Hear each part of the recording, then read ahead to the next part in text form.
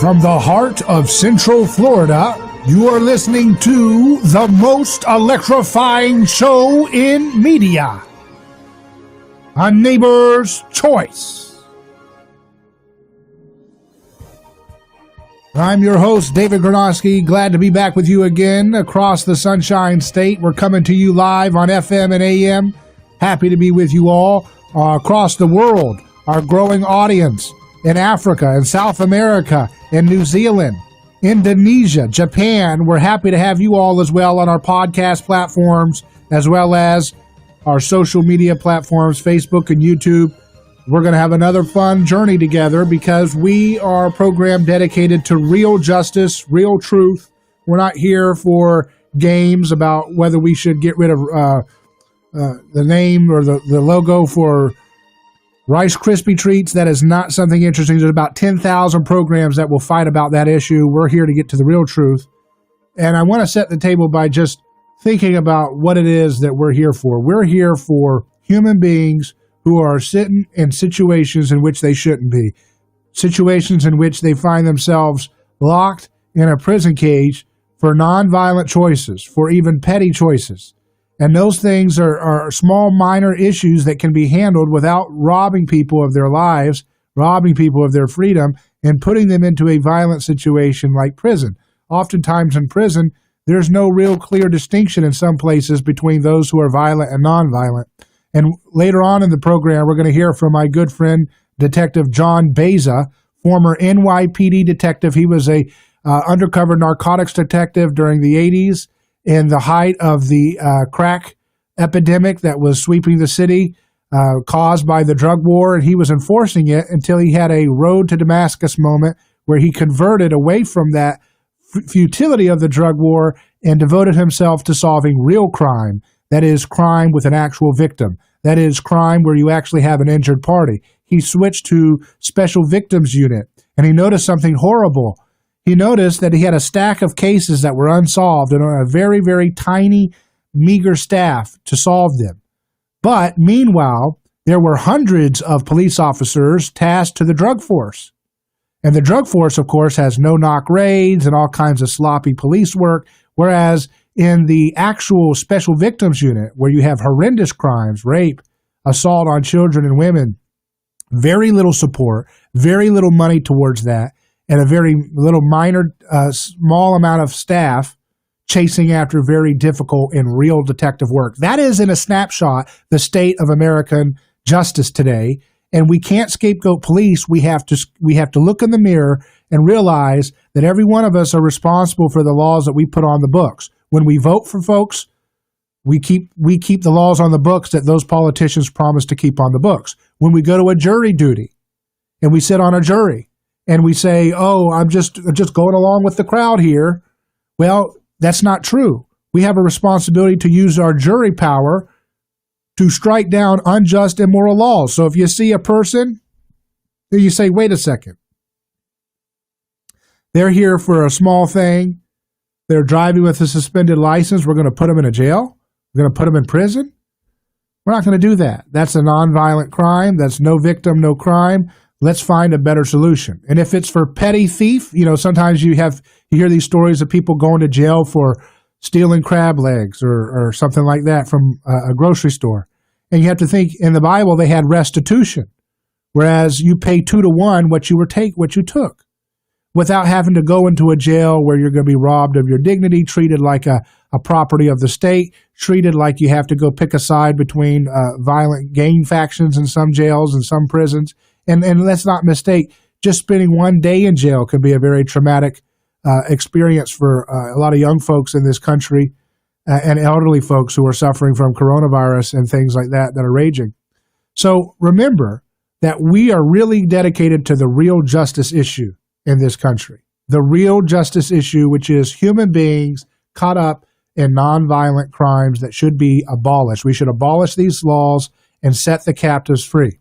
Meanwhile, we have a phony thing called McWokeism, and you see McWoke stuff everywhere.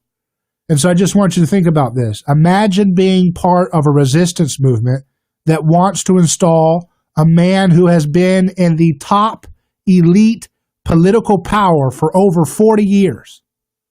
What are you resisting? If you're a resistance movement, but you want to support a man for presidency who's been in power for 40 years, what has he done? He is the mastermind behind the crime bills that locked up everybody. He's the mastermind behind bailouts. He's the mastermind behind wars. He's the mastermind behind some of the worst, awful things for over 40 years. And somehow that's a resistance movement to put that person in. Imagine feeling like you're a revolutionary as all major corporations, TV, newspapers, academia, music, social media, films, streaming services, ads, textbooks, unions, NGOs, global agencies, and bureaucracies echo your every feeling and passion. That doesn't sound like revolutionary work to me. That sounds like McWokeism. It sounds like a corporate phony scam that's depriving people of the focus on real justice, which is human beings put in harm's way, whether it's in police work or it's in a prison system for nonviolent, petty, small things. So welcome to the real revolution, the personhood revolution, where we're not going to fight about syrup while people are locked up. We're going to get the captives free, and that's what we're about on this program. And joining me to do that now are two friends of the program I've gotten to know who have experienced the reality of our criminal justice system and are here to shed some light in it. We have my friend from Micanopy, Florida, Rufus Rochell, who's with us. How you doing, Rufus? Oh, excellent. Doing fine. And it's a pleasure to be on your show again today, and I really, feel good in terms of addressing numerous of things that's affecting so many of us. And you're so on point with the what you just stated. In terms of individuals supporting individuals that is part of or was part of the crime bill, right, itself, and the tough sentencing guidelines and so forth, and all of the prisons that you see across the federal system, which is between 122 federal prisons that house so many men and women, and yet and still we hadn't got enough. We still want this type of person in office, right, as a deciding factor over your sons and daughters, because we hadn't did our homework in terms of researching this particular person, and yet and still we wanted to put those type of people in office. Well, let me tell you, Rufus Rochell is the real deal. He's someone who spent almost 32 years of his life in federal prison in Florida here, in Coleman Prison, for a nonviolent charge that was trumped up in the sentencing and the way they convicted him. It was a real railroading of justice. But, you will will hear Rufus bitter or angry. He's always upbeat. He's always positive, and he's always fighting for other folks. And one of those individuals is with us as well, who Rufus has told me about her story, and I got to talk to her a little bit. And she's going to be joining us as well with Rufus for this hour. All the way from Texas, we have Holli Houghton. How you doing? Hi, David. I'm doing well. Thanks for having me. Yeah, it's great to have you on our program. And you yourself have also experienced time in federal prison, right? I have. I did a lot less time than Rufus did, but still traumatizing enough. I had a 21-month sentence, and that I did in Victorville, California, at a federal women's female camp. And that was a very, tough ordeal that you described in your new book coming out, True Injustice, which is out now on Amazon. But I want to get into some of the issues that folks need to know, both, because I'm real kind of clean about this. I believe that we should have a real reform of our legal system. I think that restitution should be back as the primary means of dealing with things where there's not a lot of actual violence involved in the crime. What do you think, Holli? I agree. It needs to be back with that.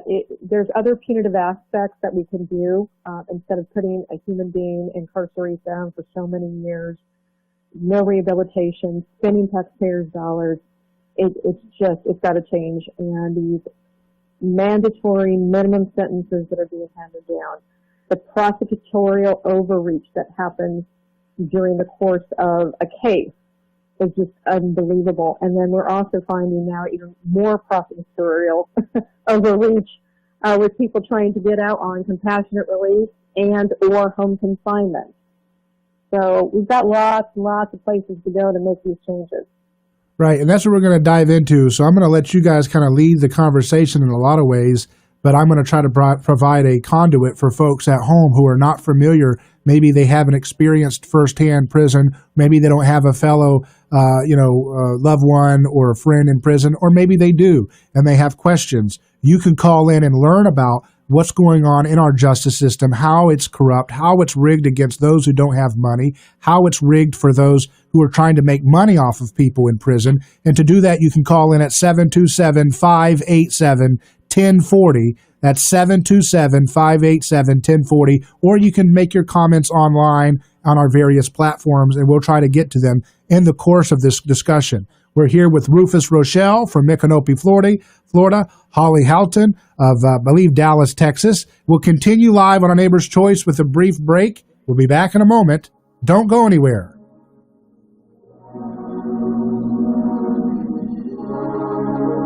A lawsuit is not something that anyone looks forward to. It can be devastating. There is a law firm in Tampa Bay that will keep you informed throughout the entire process. That law firm is Catania & Catania. Personal injury law is defended with full disclosure. There is no guessing game. If it's an auto accident, medical malpractice, nursing home negligence, unsafe working conditions, or motorcycle accidents, the law firm of Catania & Catania will handle the process worry-free from start to finish. Many victims do not even realize that they can claim compensation for their loss until they talk to Catania & Catania. They only represent private individuals and treat every case as if it's going to trial. Putting families first is more than just a slogan. It's their way of practicing law. It's a commitment to you. Remember, they don't get paid if you don't get paid. So go to CataniaCatania.com, award-winning over 28 years and family first. Catania & Catania, personal injury, auto accident, and motorcycle accident attorneys.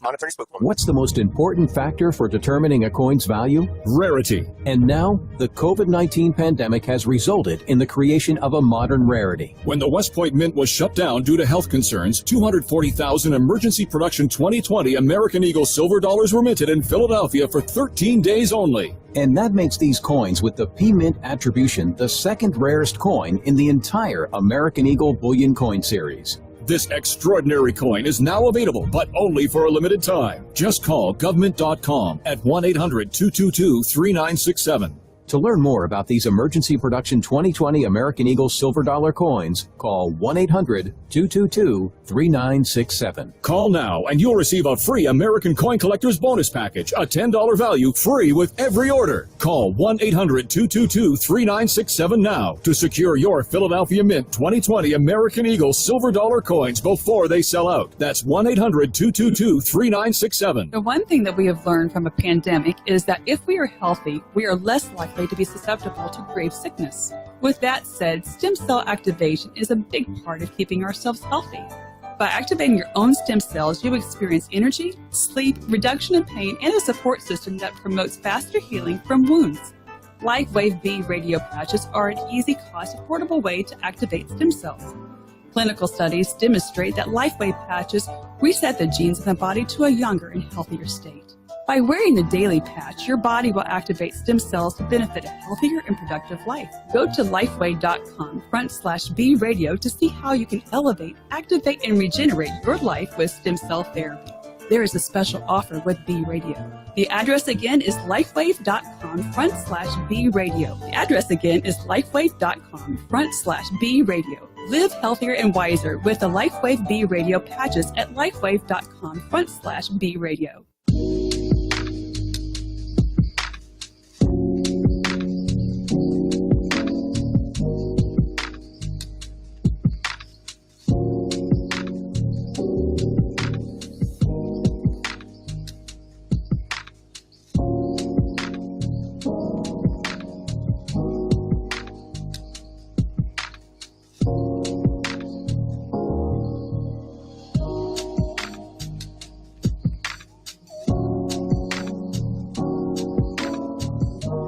Neighbor's Choice returns, talking about how to set the captives free with two individuals who have gone through the ordeal of unjust criminal sentencing and are here to explain what it was like. And one of them is still on home confinement. That's Rufus Rochell, who joins us from Florida, where he's been actively helping folks along his sentence, never allowing his mind to succumb to the false reality of prison, but always having his mind set on positive things so that he could help neighbors around the country who needed things like medical attention or support because of the Katrina hurricanes when he was in there.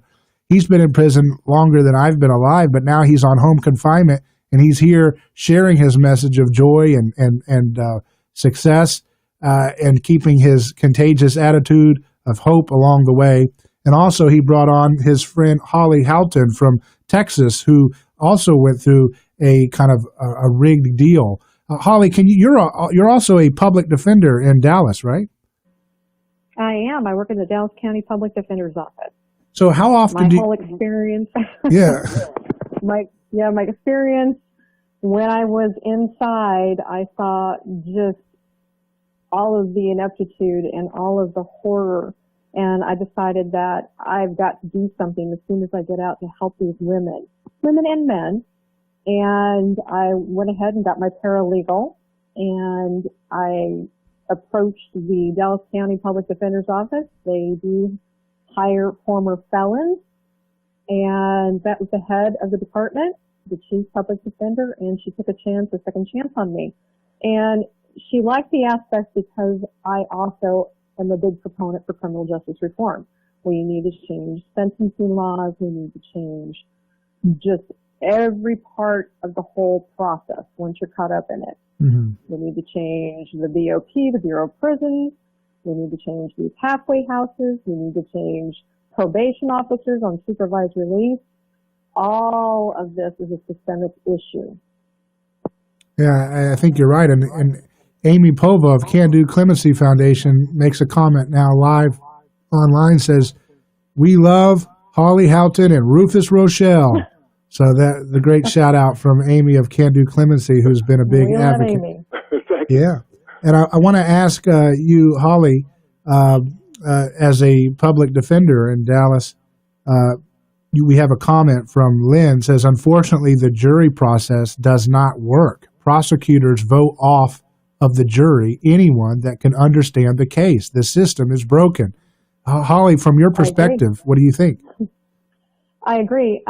You do see it, and they hide behind certain laws or ways to excuse a juror if they want to tilt it to, let's say, an older jury. You see where they get around these things, and I mean it's a known issue, and there is really no way to go back on it because they're shielded by this gray area of the law. And until we make definitions, yes, I mean, we're going to continue to see this. So they're packing a jury, typically, against the defendant. And yeah, it's sickening. We see it all the time, almost on a daily basis, for these trials that we have. And the only really way to counteract that is to be wise enough and to, point that out where you can legally. Yeah, and I unfortunately didn't learn that soon enough when I had my chance in jury duty years ago. They asked a question that I guess they're trying to screen out to find out people who have a conscience and things like that, because they ask questions like, right. Is there ever a time when you would morally object to something in the law or something? And I was like, well, I can't lie, so I've got to answer that. And they're like, well, what would be an example? And I was like, well, if you're putting a person in a cage for something that's not constitutional or something that's not legitimate morally, I can't go along with that. And then they said, and then, you could just see the courtroom. It was hushed silence. Oh my goodness, someone has spoken. And there's like silence. I said, oh my goodness, what's happening? And they said, and then the state prosecutor, she said, well, you mean to tell me, let's give an example here. Suppose there was a law that said state prosecutors were not allowed to have blue pens. And you can see I have a blue pen right here. And suppose that you saw evidence conclusively showing that I was using a blue pen. Are you telling me you could not complete the law and make sure you render a proper verdict on the evidence alone. And I said, why in the world would I put a human being in a cage for having a blue pen? And you could hear the hush sign. Oh my goodness. The whole audience, oh my goodness, a human being doesn't want to put a person in a cage for a blue pen. It was like lightning had come down and the court was like, wait a second, get this guy out of here. Get this guy out of here. So I didn't get on the jury. Get this guy out, right? Remember, a lot of this is practiced and staged. They know. I mean, they practice these things because the human response is, unless you question everything, is okay, yeah. Okay. So it's a lot of bystander effect, isn't it? Yeah, it's a lot of kind of groupthink. So how do you guys counteract that as public defenders? With that, again, it's knowing ahead of time really who you're dealing with, who the DA is, which one, and really what their style is, what their case is, what they've done before in a jury selection group pool. And again, it's pointing those things out and having that attorney, that public defender, knowledgeable enough to see through it. So remember, we've got a lot of young public defenders that are coming out just from law school, so they don't have, caseloads and caseloads of experience. So again, it's all the education and learning, because it's not just, again, these people come in, when the DAs come in, and they're very well rehearsed. Now, Rufus, you had an experience where you had a rigged jury situation too, right? Because they said you had just a few grams that you were being charged for, and then you got charged with like 50 kilos, which is like the level of CIA, how much drugs they move.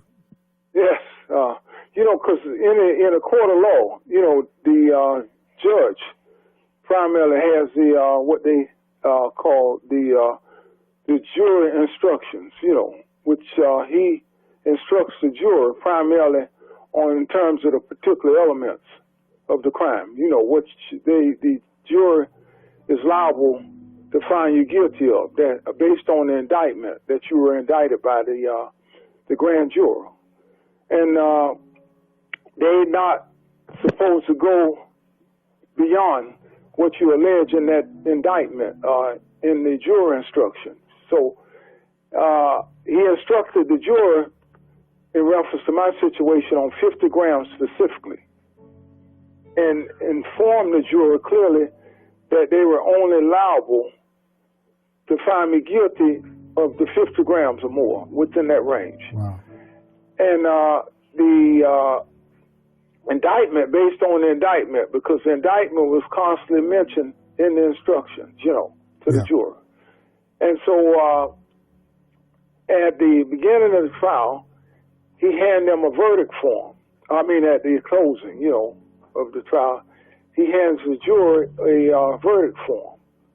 And, in the verdict form, it has the amount of drugs being 50 grams, which they could find me guilty of.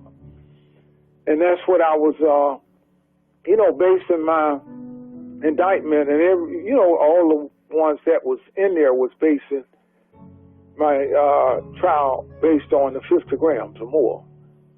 So we're out of time on this segment, Rufus. And came back with 50 grams.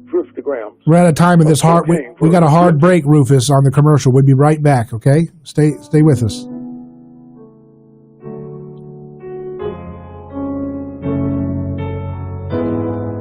My dad. News Talk 1040 salutes Father's Day. I'll always be with you, don't forget. My father, coaching Little League, provide a life. Just look over your shoulder, I'll be there. Just life stories. Worked really, really hard.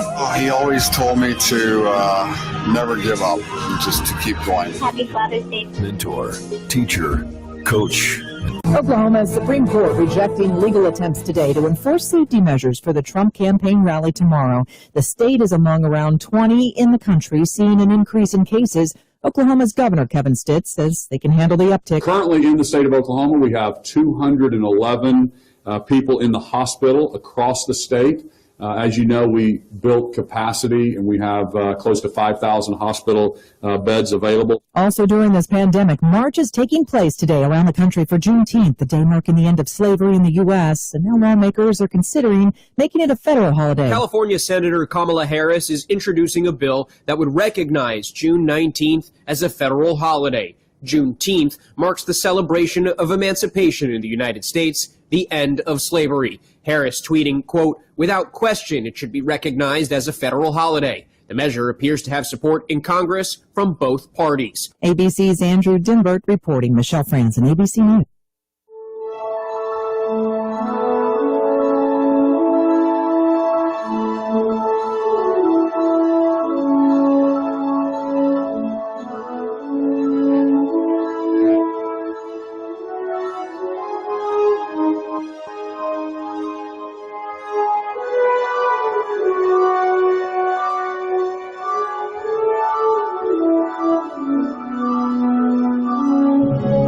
Welcome back to A Neighbor's Choice. I'm David Gornoski. We're talking about criminal justice reform and what's going on inside of our prisons today. We're talking about real justice, not Rice Krispie treats. That's what CNN and New York Times are talking about. They attack statues, we set captives free, with our mindsets being renewed. That's where it starts. If your mindset is in prison, you can be in free man and still be in prison in your mind.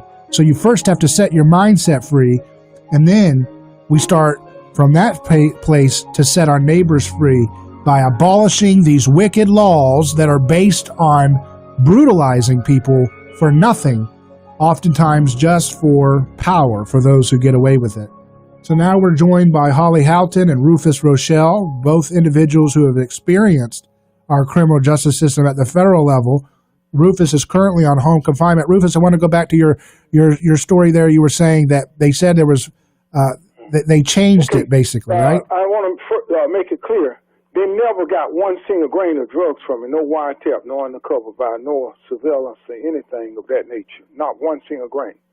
And the juror eventually reached their verdict of 50 grams or more within that range. And I'm on the assumption this is what I was going to be sentenced on, although they never got one single grain from me. But upon, I accepted the verdict. But when I goes to sentencing, 2 months away afterwards, the juror is not present, nowhere to be found, because they don't have the jurors there during the sentencing phase. Because if the jurors were there, then they would be in totally disarray in opposition of what you're being sentenced for. So when I go to get sentenced by the judge, I'm sentenced to 24 kilos of crack cocaine, 24,000 grams total, and a 100-to-1 ratio in terms of the punishment in comparison to powder cocaine. Right. And that automatically shot my sentence to the moon. And this is the results here in terms of almost 32 years in prison. And that was a conspiracy charge. They basically put everybody who had done cocaine in Florida on you, basically, didn't they? And another thing of importance, today I found out, because I got calls from individuals that's still under the 100-to-1 ratio. The 11th Circuit Court of Appeals shot down a case based on that would have released various individuals that was under the 100-to-1 that's in there with life sentences for crack cocaine, and they decided to go the opposite way from all the other circuits in terms of whatever the amount of drugs that the judge determined, in terms of his own determination, is what you're liable for. And so many guys is stuck in there with those life sentences as I speak today. And how do you feel, Rufus, knowing that you got, a sentence for drugs you weren't moving, but meanwhile, as a taxpayer, you are paying for soldiers, U.S. soldiers, to be guarding opium fields in Afghanistan to the tune of $2 trillion spent as a taxpayer? How does that make you feel, knowing you're getting this massive sentence for drugs that you didn't have on you. Meanwhile, and then, you know, right. just as I'm speaking, someone brought to my attention on the phone when they called me, I think it was yesterday or something, and say, you know, you still in prison, and Carlos Slater just got out of prison. And you still in there on 101, and many other individuals are still under there. Yeah. But this is what you see in the prison. The ones that's nobody is still in there. But the ones that were somebody, they're gone, you know. And that's what's going on in the prison systems under the primarily all of the laws, you know. So I think, I'm advocating for individuals, and this makes me step it up a little more to fight for those men and women that's in those prisons. Because when I hear horrifying stories, and I'm sure Holli, when she hears those stories, same type of stories that I hear, that makes us fight even harder for those men and women that's we do. There's no voices. And Rufus and David, for example, mine was not a drug case, mine was a financial case. And this is where I talk about the overreach and how you can get stuck with a very high sentence. Mine, again, was financial, and the FBI decided that they wanted to take my entire spend when I worked for Hewlett-Packard. I was an executive assistant to a senior vice president there that reported into the CEO. And we did a lot of contracts whining and dining. And they were under an audit, and of course, this was exposed. And what they decided to do, instead of saying, we think this is what you personally gained from this, we're going to take the entire amount that you spent, throw it up on the wall, see what we can get to stick, and then that's what you're going to be sentenced on. And ultimately, thank goodness I still had some evidence to the contrary of what they were saying, pushed it across the table over to them, and boy, did their tune change real quickly. They pushed it back, and guess what? It wasn't my total spend anymore. They dropped it way down under $1 million, and I know that's very scary. I was so shocked still at the amount of money. No, I never personally gained from that amount of money, period. And it just shows you that they said if you want to take this to trial, you're looking at 7 years, possibly more. If you take this plea deal for this amount, then you're only going to do 21 months. So it really forces you, you have to really see how it's no longer about the truth. It's about what they think, and they have complete autonomy. You can't really go back on any settled AUSA. Right. And so that's what forces so many people into prisons to begin with. You've got so many people who are going to take the plea, whether it's a drug case, a financial case. And then we've got these mandatory minimums where the prosecutors know what level they want to put somebody at. You heard me just say they wanted to take my entire spend because it was going to put me in prison longer. Wow. And it was a win for them. So what makes people want to trump up charges just to bury people like that? They just get bloodthirst or something, or just salivating to hurt people? They don't have to work very hard. Remember, they create a narrative. They don't have to really dispute anything because they're going to hand you a plea deal saying this is what we think. Right. Sure, if you want to take it to trial, then you make them angry. So yeah, they love to take away like the acceptance of responsibility because you only have a certain amount of time to take a plea deal. If you choose not to, then you lose those downward departure points, which means that's less time. That you're going to spend more time in prison. They like to take away certain things. And the punitive part of an AUSA, it's just an inherent thing. And AG Barr this past year gave marching orders, believe it or not, to all U.S. attorneys across the nation to go after the highest charge that they can. Wow. So, it's already, there's a statement saying this is what you will be doing. Right. And they do. So what was your experience in prison in the women's camp? Well, so I was at a camp That means like a dormitory style living. There were 360 women. My experience was I've never thought that I would see $44,000 to incarcerate each one of these women, low-level first-time offenders, non-violent, and that they're putting them in for this long periods of time, taking away, they're usually the only person in their child's life, these women. And again, I just said, this has got to be changed for the fact that you've got officers, a lot of them former military, that just didn't make it out there. These prisons are in pretty places.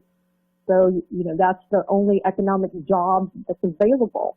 And you've got them over these women, and you lose your dignity. They come in when you're in the showers. They come in when you're changing your clothes. They're very verbally degrading. They're sexually assaulting some of the women. I just saw this where I said, okay, we've got to expose it. In fact, I wrote a blog. Maybe I was sending emails out, having a friend post it, about what the safety was like for the women inside. There was huge issues. And the Bureau of Prisons in Victorville didn't like what I had to say and decided to throw me in solitary confinement for 60 days. Wow. In the SHU, the Special Housing Unit, because I had a voice and I was showing it to the public, giving them information that you don't hear about of all these problems. How there is, yeah. Right. So you're trying to provide some sunlight, and they threw you into the darkness of solitary confinement for 60 days. You said. What was that like? Yep, 60 days. It was horrific. In fact, you're locked in 23 hours in a very small cell. I could put my hands out and touch each side. The lights are on 24/7. There is no clock. There is no TV. I did not have access to any books. They did not bring me anything. I had a golf pencil and a piece of paper is what they gave me when I went in. I was given meals. I called it room service. They brought me my meals, which again is, prison food is not very good anyway, but you got to eat.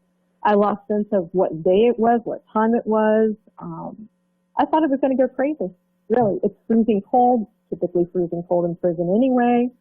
I didn't have access to a shower more than, I think I took a shower a total of 3 times, and it's detailed in my book, in 60 days. Yeah, it's just petty torture. It's such primitive stuff. It's like 2020 AD, and people are fighting about syrup and Rice Krispie treats, and people are going into solitary confinement for 60 days. It's torture, and no one really cares. That's not the thing that any of these folks that are in power are getting rid of anytime soon, unless we keep putting pressure there. Rufus, Rochell, were you ever in the solitary confinement? Yes, I done seen that before, in terms of situations like that. They even tried to allege that I got real rude with an officer, an officer, in terms of Rufus get rude? I've never seen that. Me up, And then you don't believe it. They knew many of some of them came to my character, even the warden, and they knew this was a bunch of bull that they were alleging. And I stayed in there at least over 30 days, in terms of investigation, and they determined that wasn't true. So they dropped all of that, but it's the fact that you be in there and they, you don't have access to anything primarily, Now, did you have a pen and paper too, or did they give you a book? What'd you get?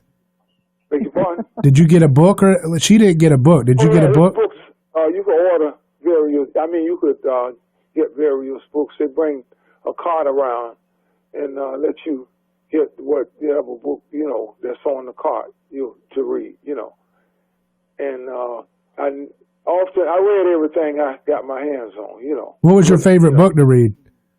I read primarily everything in terms of criminal justice, things that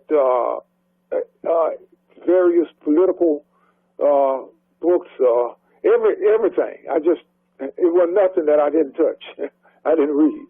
anything and everything. Things that would empower me, that would make me out a better person, things that would enhance me to help others and all, make me go and do things for people, Rufus, you were there during Y2K. Were you ever worried that there might be a computer shutdown in the prison? Remember that, 1999? Yes, I was there doing all of that. I was, matter of fact, I spoke with some guys today that's in there. Everybody I spoke with today, I spoke with at least 3 or 4 guys today, had life sentences. One guy, John, I spoke with John Bolton today. John has 4 life sentences, and, it's hearing their stories. And my brother Rick has 2 life sentences. And hearing those guys' stories is things that really make me want to really, really, really go hard in terms of fighting for them and then staying focused and coming on this show. Well, Rufus, we're going to have John Bolin and his wife June Bolin on our show on Monday. You won't want to miss that. We'll continue live. Yeah, we're going to be back in just a moment. Got a quick commercial break. We'll continue with Rufus Rochell and Holli Houghton from Dallas, Texas. Don't miss it. We'll be back in just a moment on A Neighbor's Choice. A lawsuit is not something that anyone looks forward to. It can be devastating. There is a law firm in Tampa Bay that will keep you informed throughout the entire process. That law firm is Catania & Catania. Personal injury law is defended with full disclosure. There is no guessing game. If it's an auto accident, medical malpractice, nursing home negligence, unsafe working conditions, or motorcycle accidents, the law firm of Catania & Catania will handle the process worry-free from start to finish. Many victims do not even realize that they can claim compensation for their loss until they talk to Catania & Catania. They only represent private individuals and treat every case as if it's going to trial. Putting families first is more than just a slogan. It's their way of practicing law. It's a commitment to you. Remember, they don't get paid if you don't get paid. So go to CataniaCatania.com, award-winning over 28 years and family first. Catania & Catania, personal injury, auto accident, and motorcycle accident attorneys. United we stand. That's never been more important than it is today. Now you can show your commitment to our president and the nation with the limited edition Trump 2020 American Eagle Silver Dollars. Show your support with the limited edition American Silver Eagles, specially priced from government.com. Just call 1-800-571-6468. Hold the weight of democracy in your hand with new, perfect, uncirculated condition Silver Eagle coins. These historic coins, signed into law by Reagan, have been America's money since 1986. To secure your new limited edition Trump 2020 American Eagle Silver Dollar coins, call 1-800-571-6468. Call now and we'll give you a free Trump 2020 Patriots Pack, including a Declaration of Independence commemorative and 5 Lincoln cents when you order. Call now to secure your silver dollar coins, plus get your free Trump 2020 Patriots Pack, valued at over $10, free with every order. 1-800-571-6468. That's 1-800-571-6468. Mom always told us to eat our fruits and veggies. Well, there's no better way to keep Mom happy than to take Fortify Organic Blue-Green Superfood. Studies indicate people who consume the most fruits and veggies each day are the healthiest with the best improved immune system. This product was created and designed by board-certified Dr. Michael Lang. You know him from the program Ask the Doctor. During this viral pandemic crisis, Dr. Lang recommends eating 10 servings of organic fruits and veggies a day, but this may not be realistic. This product produced by Dr. Lang has developed one of the first all-organic, gluten-free, and FODMAP-free superfood. It's called Fortify Organic Blue-Green Superfood. It's simple to take. Drink 1 serving a day to get 12 different superfoods. It's compatible for people with IBS since it's FODMAP-free. Perfect for anyone who needs a fruit and vegetable boost. Right now, Fortify is offering 25% off this superfood product. Go to Fortify.com. That's Fortify.com. Use promo code RADIO and receive the 25% discount. Eat healthy, be healthy. Fortify.com. Keeping America fit and healthy during this time of precautionary change.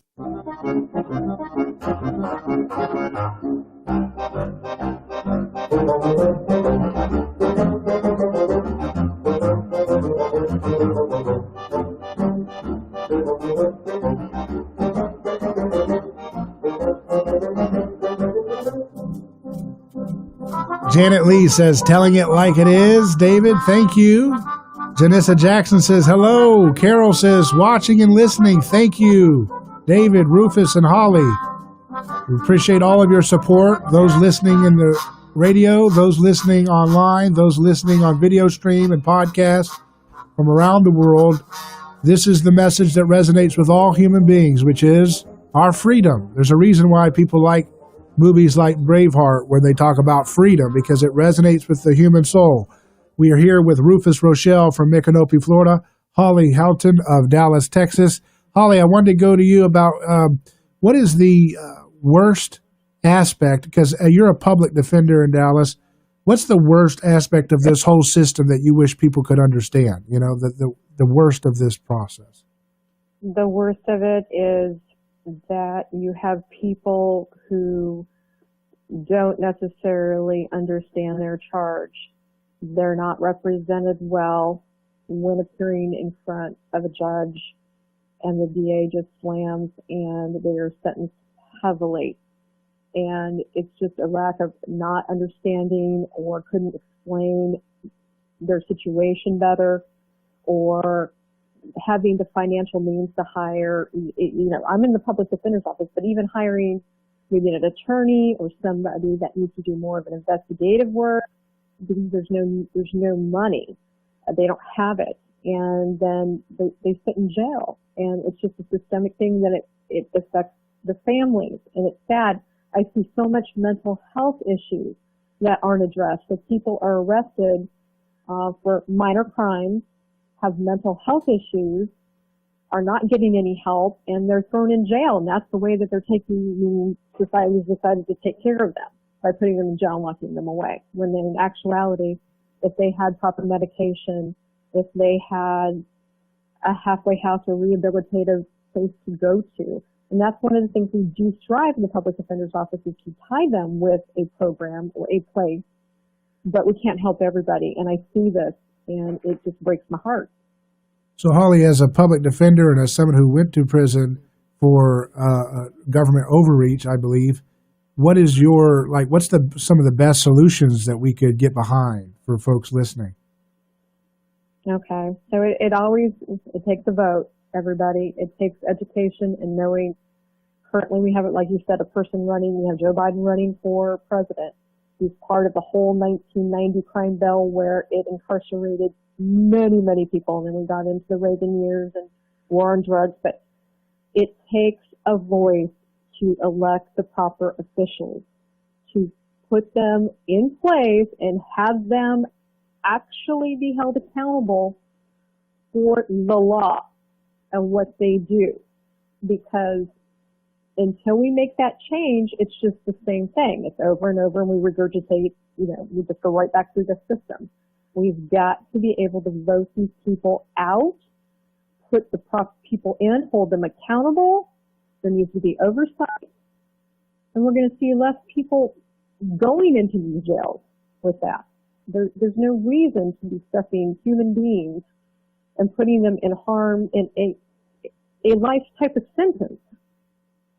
They're not being rehabilitated. So the first end is voting the proper people in, holding them accountable, and then getting the help we need inside prisons and jails, because these are human beings. We need to rehabilitate. We actually have to use that word. Provide them with tools to be successful for when they get out. We hear that over and over, tools for success. We have to do that. And I think that prison causes a lot of PTSD and a lot of mental health issues because of it's designed to be torture. You talked about putting lights on throughout the day, 24/7 in a tiny cage. That's a cruel torture.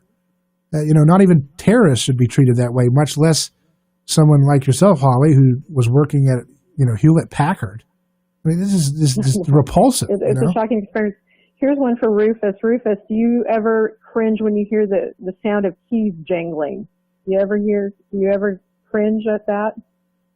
What's that, keys and stuff like that? When I hear that? No, I bet their keys when they walk around at night with their keys. My mind is so into, outside of prison, than there is my mind in the sand inside of the prison, And the things that I'm more focused on, when it comes to that is, and staying focused, is getting those handcuffs and stuff off of guys and bringing them out of those prisons, and making them part of society once again, because there's too many of us still buried in the sand in those places, and hearing keys that's jingling behind the fence and the walls, and things like that. PTSD. It is PTSD. I'll still hear keys, and I talk to many women that it's a conversation we have. Little things like that. It will set us off and go. It puts you right back in that spot. Rufus, I say this also is that those men and women that's in those places, it's a lot of wear and tear, especially being locked down since March the 31st of 2020. And then now hearing the bad news in terms of this court opinion, then that makes things far more stressful and unbearable for the men and women hearing this bad news where they are still up under the 100-to-1 are rejected in the court of law, So therefore, I've got to really, go harder now in terms of trying to help those people, or helping, it's not no trying, in terms of helping those people. And I'm asking each and every one of you as well to help them as well, because there are too many of us locked up in those prisons, as Holli stated, and Mr. Gornoski stated also. And the only way we're going to be able to do those things, we got to keep instituting our voices so that they could be heard, because the ones that are behind bars, voices are silent, as we could notice as I speak. And there's so many families that's being traumatized by the fact that they have an empty chair sitting at their dining room table where that family member is not there. And each time they look at that vacant chair, they think of that family member that's sitting behind prison with those long draconian sentences. Yeah. So we got to keep fighting for those ones. I agree. I think one of the things right now, David and Rufus, that we are really focusing on with criminal justice reform, and it's due to the pandemic, and it is something that we have compassionate release, and we have something called the CARES Act. And we've got so many people who are obviously not social distance due to the pandemic. You're locked in your dormitory. It was a nationwide lockdown just recently, but most everybody's been locked down since March. And when I say locked down, they're packed in tight, and you don't have hand sanitizer, you don't have masks, you don't have soap. You get this pink watered down soap that really could never, I'd say it's definitely not antibacterial. They don't have access to bleach. They don't have access to medical. They're not properly taking people's temperatures. They're not screening them. They're not doing these things. Holli, we're out of time, but we're going to have you on again. I want to say this here right quick. When you give them a life sentence, those judges, they actually sentencing them to die behind bars. Right. Really, but they can't come out and say, well, I gave you the death sentence. Because when you have laws of nothing doesn't... Your home for news, talk, and information. 1040 WHBO Pinellas Park. Tampa Bay's all new News Talk 1040. It's the only way I get news.